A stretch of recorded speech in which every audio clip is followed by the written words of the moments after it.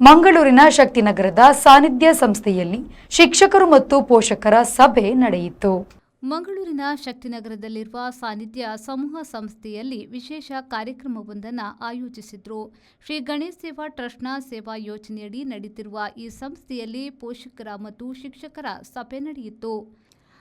ಪೊಳಲಿ ರಾಮಕೃಷ್ಣ ತಪೋವನದ ಪರಮಪೂಜ್ಯ ಸ್ವಾಮಿ ವಿವೇಕ ಚೈತನ್ಯಾನಂದ ಅವರು ಗೌರವಾನ್ವಿತ ಅತಿಥಿಗಳಾಗಿ ಆಗಮಿಸಿ ಮಾತನಾಡಿ, ಇದೊಂದು ವಿದ್ಯಾ ದೇಗುಲವನ್ನು ನಡೆಸುವುದು ಭಗವಂತನ ಸೇವೆ, ಸಮಾಜ ಸೇವೆಯಿಂದ ಈ ಸಂಸ್ಥೆ ಬೆಳೆದಿದೆ ಎಂದರು. ಈ ಒಂದು ವಿದ್ಯಾ ದೇಗುಲ ನಡೆಸ್ತಾ ಇದ್ದಾರೆ. ಇದು ಒಂದು ಭಗವಂತನ ಸೇವೆ. ನಾನು ಇಲ್ಲಿ ಈಗ ಸ್ಟೇಜ್ ಬರುವುದಕ್ಕಿಂತ ಮುಂಚೆ I told Vasanth Kumar, let us just go around and see. Probably I must have come here some 14 or 15 years back. ಅವಾಗೊಂದು ಚಿಕ್ಕ ಆರ್ಗನೈಸೇಷನ್ ಸಂಸ್ಥೆ ಇತ್ತು, ಈಗ ಬೆಳೆದಿದೆ. ಏನಂತ ಹೇಳಿದರೆ ಸಮಾಜ ಸೇವೆಯಿಂದ ಬೆಳೆದಿದೆ. ದುಡ್ಡು ಮಾಡೋದ್ರಲ್ಲಿ ಬೆಳೀತದೆ, ಇಂಡಸ್ಟ್ರೀಸ್, ಕಾರ್ಪೊರೇಟ್ಸ್, ಬೇರೆ ಬೇರೆ ಸಂಸ್ಥೆಗಳು ಬೆಳೀತದೆ.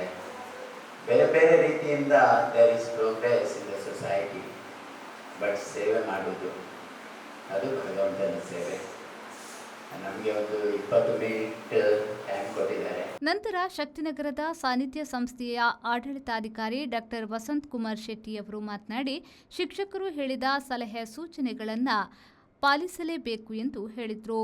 ಅವರು ಬಂದು ಕರ್ಕೊಂಡು ಹೋಗ್ತಾರೆ, ಅಥವಾ ತಿಂಗಳಿಗೆ ಒಂದೆರಡು ಸಲ ಬಂದು ಸಂಡೇ ಸ್ಯಾಟರ್ಡೆ ಬಂದು ಮಕ್ಕಳನ್ನ ಮೀಟ್ ಆಗ್ತಾರೆ. ಅದೆಲ್ಲ ಇರ್ತದೆ. ಇದರ ಬಗ್ಗೆ ನಾನು ಡೀಪ್ ಆಗಿ ಮಾತಾಡಲಿಕ್ಕೆ ಹೋಗುವುದಿಲ್ಲ. ಬಟ್ ನಿಮ್ಮ class teachers whatever information, instructions they have given, you have to follow. ನೀವು ಅದನ್ನು ಅನುಸರಿಸಲೇಬೇಕು. ನಿಮಗೆ ಕೊಟ್ಟಿರ್ತಕ್ಕಂಥ ಸಲಹೆ ಸೂಚನೆಗಳನ್ನು ತಾವು ಪಾಲಿಸಲೇಬೇಕು. ಯಾಕಂತ ಹೇಳಿದ್ರೆ, ನಾನು ಒಂದು ಕೈಯನ್ನು ಬೀಸಿದ್ರೆ ಚಪ್ಪಾಳೆ ಆಗೋದಿಲ್ಲ. ನನ್ನ 2 ಕೈಗಳು ಸೇರಿದ್ರೆ ಮಾತ್ರ ಅದು ಸದ್ದು ಮಾಡ್ತದೆ. ಈ ಸಂದರ್ಭದಲ್ಲಿ ಶ್ರೀ ಗಣೇಶ್ ಸೇವಾ ಟ್ರಸ್ಟ್ನ ಅಧ್ಯಕ್ಷರು, ಸದಸ್ಯರುಗಳು, ಶಿಕ್ಷಕರು, ಪೋಷಕರು ಉಪಸ್ಥಿತರಿದ್ದರು. ಶರಸಾಲ್ಯನ್, ವಿ4 ನ್ಯೂಸ್, ಮಂಗಳೂರು.